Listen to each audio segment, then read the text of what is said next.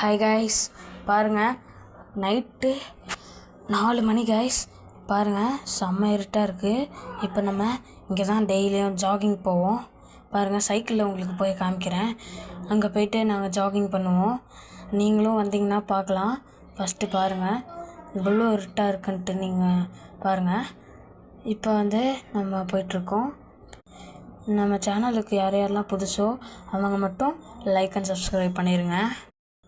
பாருங்க கைஸ் எவ்வளோ இருட்டாக இருக்குன்ட்டு. அட யாரா அது? யாரோ வராங்க விடியங்காலையிலேயே. அப்பா 4 மணிக்கே வந்துட்டாங்களையா?